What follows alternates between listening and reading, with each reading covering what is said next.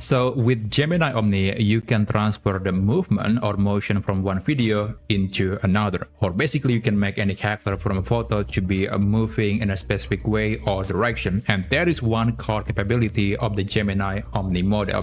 So in this video, I'll show you how you can transfer the movement from one video into another video. Or perhaps you might want to replace the character in that video into something that is completely very different. Like in this example, I use the video of someone doing yoga, and then I replace that character into this robot, which I think looks incredible. And also, here with the Omni model, you have the option to control other things, like you can make the camera to be moving, you can change the background, or you can even just change the style or the quality of the camera. Like in this example, you can see that the original video was blurry. It is actually blurry, and then with AI, I can make it a lot cleaner. So that's another cool thing that you can do with AI.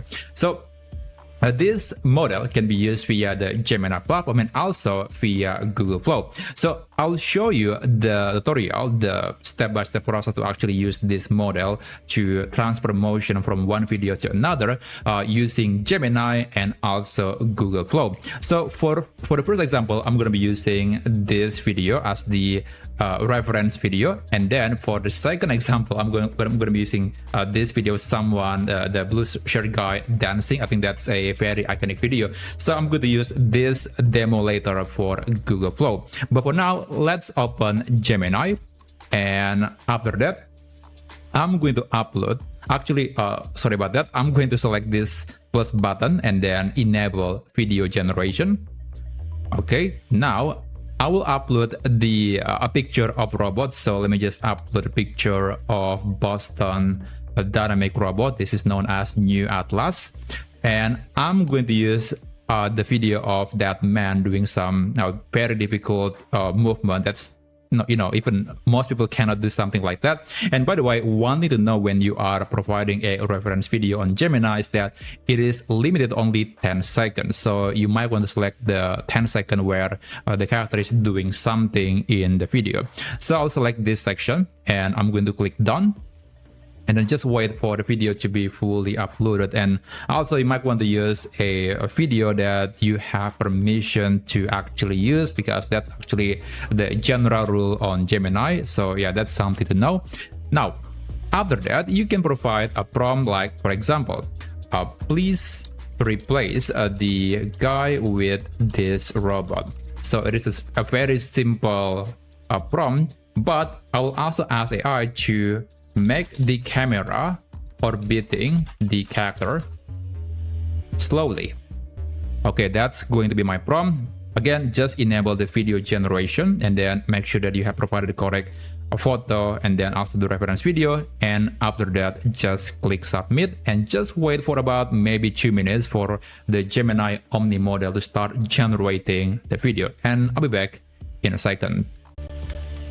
Well, I got this message when I'm trying to generate the video. So apparently, because of the reference video has a minor character, I mean, there is a children in the video because, this is just a public attraction, I suppose, and there are families watching this guy, so naturally there is a children in the video, and because of that, it's not going to be processed by Gemini. And finally enough, it is still taking your credits, it is still taking your usage limits. So even when it is not able to create a video, it is still taking your usage limit, which is just ridiculous.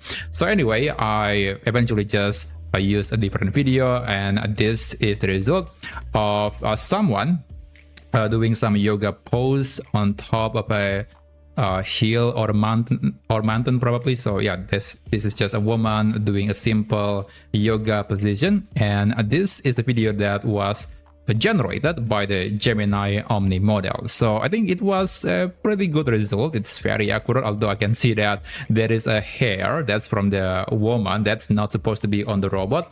And also my request was to make the camera to be orbiting the character, but it failed to do so. So unfortunately, it is not exactly following my instructions, but at least it was able to replace the character into something else. Now, with that being said, let's move on to Google Flow. Now, again, I have mentioned that apparently the Gemini model, the Gemini Omni model will not process any video that might contain some children. But because of that, I have to use this video instead that has no background whatsoever. So hopefully this won't be rejected by the Gemini Omni model. Okay, so let's open Google Flow. You can navigate to Google Flow and just open the URL. So this is the URL of Google Flow. Now let me just start a new project. And by the way, right now when I'm recording this video, there is a discount, so it's going to cost you half the usual credits. And I think that's a good opportunity if you really want to play around with this model. Now, I'll just upload the video. I'm going to upload that video. So that's the blue shirt guy dancing. And then for the character, I will use this guy. So the icon of McDonald. This is the McDonald clown, and I'm going to make this character to be dancing like that blue shirt guy. So of course I need to upload that photo into my project in Google Flow, and after that you might want to incorporate that character into the input, into the prompt. And by the way, do not use agents. I mean, you can use agent, but if you just want to create a simple video, then you don't have to enable the agent mode. The agent mode is going to consume more credits. It's fine, but if you know what you're doing, I think it's better just not using the agentic mode in Google Flow if you don't want to spend unnecessary amount of credits.